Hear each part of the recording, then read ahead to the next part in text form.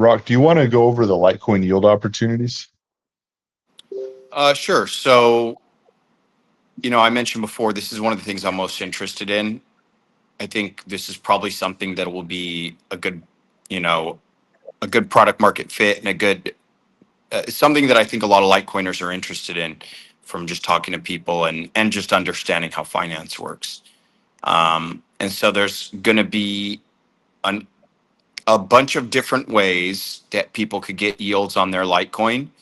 And then the goal is to put together a lot of these different kind of puzzle pieces or DeFi Legos in a way where people can optionally stack some of these yields. So depending on their risk tolerances, they might, let's say you bring your Litecoin over and you're getting some yield from sequencer fees.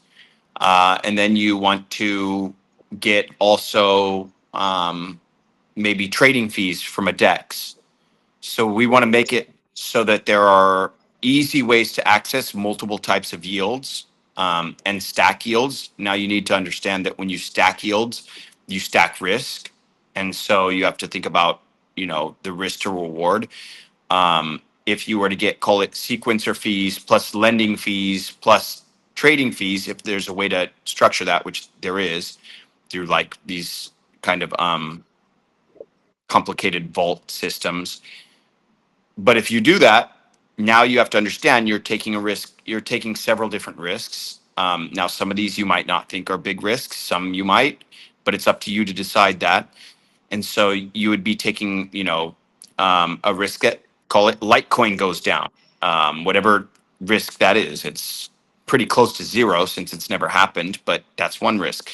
Then there's risks of LitVM breaking or something, the ZK rollups. There's risk of the borrowing and lending having some kind of hack, and the DEX and sequencer, all of these things. So I don't want to scare people, but this is anytime you use anything on any chain, you have to think of all the different risks that you're exposing yourself to. So yeah, but the point is you can choose to stack these things. So let's say sequencer fees get you 1% or 2%, and then, borrowing and lending, you put your Litecoin up as collateral, that gets you another 3%.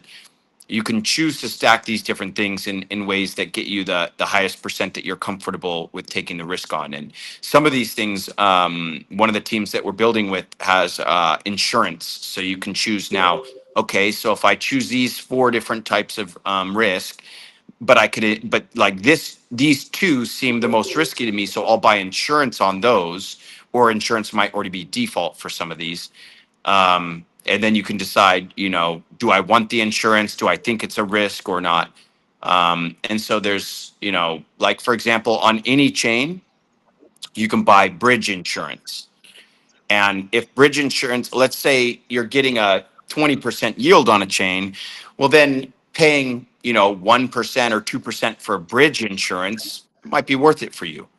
But if you're getting 8% and bridge insurance is 6%, because different chains have different bridge risk, then you have to decide on that. I'm probably getting too deep into this and Yeah, but this is the general idea. But there'll be lots of types of ways to get yield on your Litecoin, and it'll be up to people to kind of do their own homework and figure out what the highest or best use of their funds is. definitely. At high level, the awesome thing about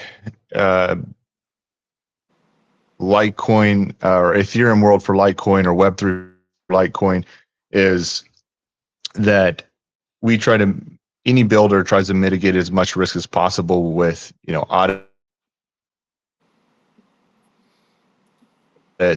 and, battle testing their technology via testnet or whatever it is. So that's one way to mitigate any risk. And then from like a yield opportunity, there's all kinds of different ways that yield will flow back to Litecoin holders, and that can be, the sequencer fees on the chain. Potentially, we're still thinking about this one, but governance participation, we really value governance. I think that it would be great that everyone that's involved with LitVM is participating in governance, so that we can build the best applications possible and give grants to the best applications. And the I'm going to showcase the governance model in just a second, but the community is fully in line with the, or part of the governance model. But governance participation might be another way. Airdrops could be another way, where we're working with teams to make sure that airdrops are coming back to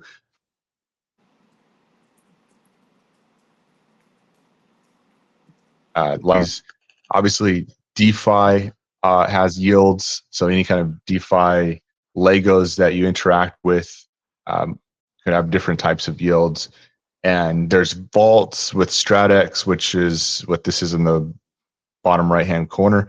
StratX deploys one-click strategies for DeFi, so it takes the complexity away in a sense where you can, instead of needing to know 5 different DeFi Legos for a long loop strategy, you just need to review the strategy, look at the insurance like Roc was saying, see if it makes sense for you, weigh the risk, and then you can just one click into the strategy. So all these kind of technologies will be available, and there's many different types of yield opportunities for Litecoin.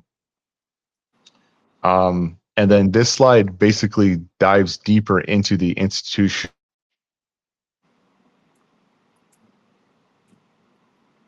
One of them, and this is with DNA.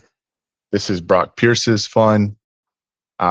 They've been deploying this strategy for years now. It's been a very successful strategy, and Litecoiners will be able, if they want, it's totally optional. If you don't like these type of trust dependent type strategies, then that's fine. You can just deploy your Litecoin, through the decentralized part of LitVM. But if you're looking for, let's say, maybe higher yield, in a way, a stack yield, there will be institutional type strategies available that could net higher amounts of yield, maybe anywhere as a base, anywhere from 7 to 11%.